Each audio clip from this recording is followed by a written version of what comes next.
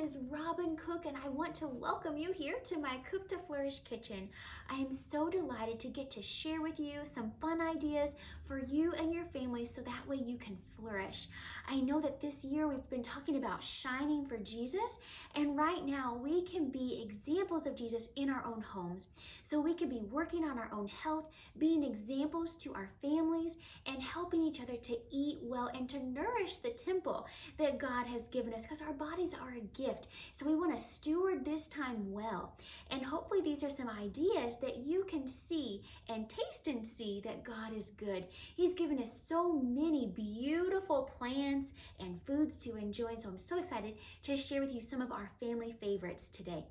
So first of all, as you're at home, maybe with your kids, or maybe it's just you, I want to encourage you maybe to try some new foods. Have you ever gone into the grocery store and thought to yourself, I wonder what that vegetable tastes like? This is the perfect time to try some new recipes. So one of our family favorites is Swiss chard. So this is a beautiful leafy green. You can get it at most any grocery store, and it has many different uses. You can use it as a wrap like you would like a lettuce wrap. It works really well for that. You can also slice it thinly and saute it in a little bit of coconut oil, maybe with a little bit of onions in there. You could even mince it into an omelet. It is fantastic. So it's a leafy green, kind of like a giant spinach leaf, basically. It's not bitter like other greens can be, so it's a wonderful leafy green full of nutrients, especially the mineral magnesium that's nice for calming. And then maybe another fun food you might want to try is a purple sweet potato. Have you ever had a purple sweet potato? These are beautiful, and especially when you bake them, they become even more of a saturated purple. These are delicious if you bake them whole, then put some nice real butter on there, some cinnamon, sea salt, and pepper. Fantastic. You can also chop them and roast them. They're fantastic that way as well. And speaking of potatoes, I want to share with you one of our favorite ways to make cinnamon roasted sweet potatoes. And here's a fun fact. Whenever you chop a sweet potato, or even a white potato for that matter, we find that that potato feeds more people. It goes further. So especially during this time, if you're trying to conserve food, this can be a great recipe. So you're going to need a nice big sweet potato or a couple medium-sized sweet potatoes. And you're going to want to chop them into cubes. And then once they're in cubes, you want to put them into a glass baking dish, and then take about a half a tablespoon per 4 cups of your sweet potatoes. And then take your hands, or maybe get your children in the kitchen, and have them massage that coconut oil into those sweet potatoes, because that coconut oil is going to bring out the natural sweetness of the sweet potatoes. And then you can do a little cinnamon, about a teaspoon per 4 cups of your sweet potatoes, a little bit of pink sea salt, and a little bit of pepper, and bake those in the oven at 350 degrees for about 30 to 40 minutes. And then out come these beautiful, amazing smelling sweet potatoes. They smell so good. So these are fantastic to go alongside some baked chicken, or some wild salmon, or a hamburger, or you name it. You can enjoy them with your dinner. They're also great for leftovers the next day. Now, if you're not quite ready to do some sweet potatoes, that's all right. You can also jazz up some white potatoes. So whether you like the Yukon Gold or the red skin potatoes, you can also chop these up, toss them in avocado oil. I really like using avocado oil. It's very neutral tasting, and it can take a hotter heat.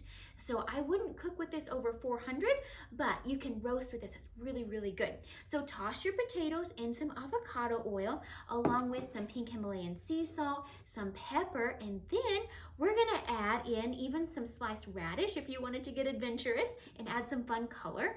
You can also do some chopped onion with your potatoes, some minced or pressed garlic, fresh garlic, to give it that really great flavor, and it's good for the immune system too. And then how about some chopped fresh parsley, or you can use dried. So then you're going to toss all that together in a glass baking dish, and then you're going to slide that into the oven 350 degrees for about 30 minutes as well. Bring it out, and then you have this beautiful herbalicious dish of roasted potatoes.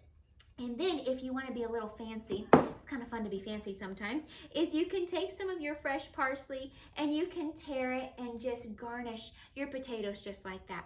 This is a very fun dish for kids to make, to toss them together, adding those herbs and spices, and then to go with your potatoes or your sweet potatoes, having some baked chicken is again one of our family favorites.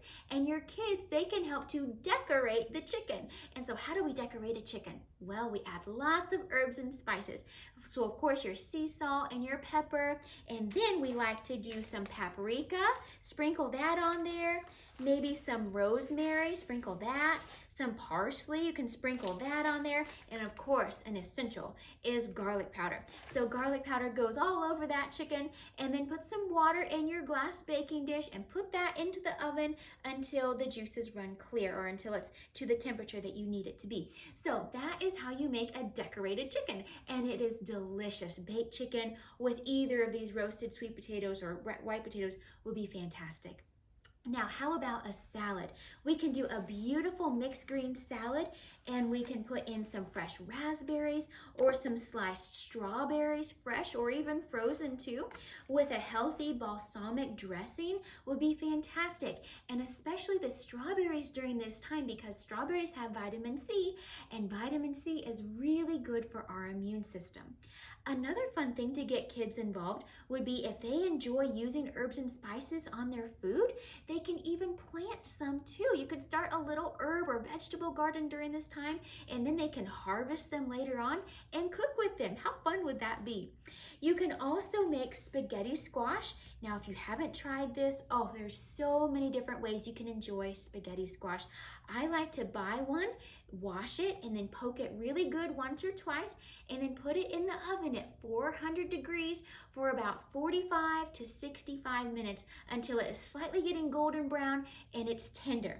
Take it out, and then you can cut it in half. It's way safer and easier that way. Let it cool. Take out the seeds, and then you can scoop out the noodles or the spaghetti and use this with marinara sauce on top, or you could put some of your leftover baked chicken that we just decorated. You could put that on top of your spaghetti squash. There's so many different fun ways that you can enjoy the spaghetti squash.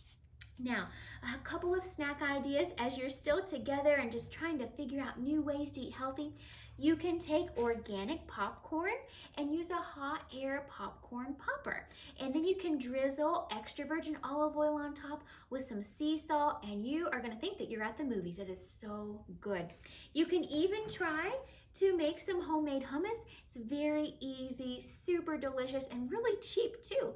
And then you can dip some wonderful vegetables in there, and that would be great. So my friends, thank you so much for joining me here in the Cook to Flourish kitchen. God bless you, and may you and your family flourish.